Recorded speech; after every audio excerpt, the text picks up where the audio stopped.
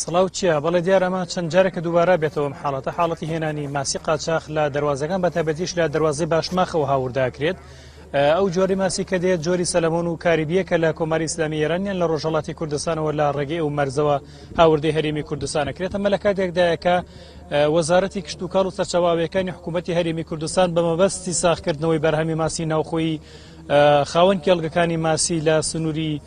هەرێمی کوردستان بە شێوەیەکی گشتیدا هاوردەکردنی ماسی تا ماوەیەکی نادیار قەدەغە کردووە تا ئەو کاتی ئەو خاوەن حەوزانیان و ئەوانەی کە کێڵگەی ماسییان هێمە بەرهەمە ناوخۆیەکانی خۆیان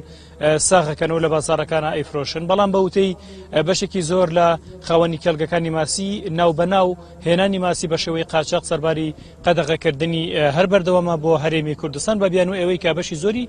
دێتە گەرمیان و بۆ ناوچەکانی باشوور و ناوەڕاستی عێراق دەچێت. بەڵام بەوتەی ئەوان لە بازارەکانی هەرێمی کوردستان و بەتایبەت لە گەرمیانشدا ساغ دەکرێتەوە بە پێی زانیارانەی کە بە ئێمە دراوە هەر لە چەند شەوی ڕابردوودا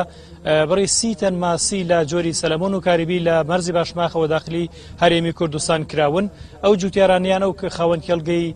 ماسیانە کە لەسەر ڕووباری سیروان لە خواروی دەربەندیخانەوە تاوەکو وەگاتە خۆ باشووری کەلاریش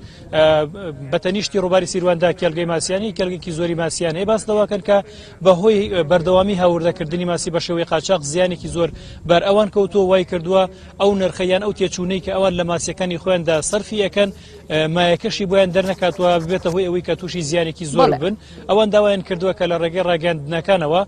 ئەم بابەتە بارز بکرێت چونکە دەڵێن پێشتر یاداشتیان ناڕاستەیە حکوومەتی هەرێمی کوردستان وەزارەتی کشت و کاڵ و سەرچاوە ئاویەکان کردووە بەدەمیانەوە نەهاتوون بۆ ئەیانەوێت لە ڕێگەی ڕاگەاندنەکانەوە ئەم بابەتە بارز بکرێت بۆ ئەوەی ڕێگری لە قاچاقچەتی هێنانی ماسی بکرێت. بەڵێ گەرمیان سپاس بە خستنەوەی تەواوی زانیاری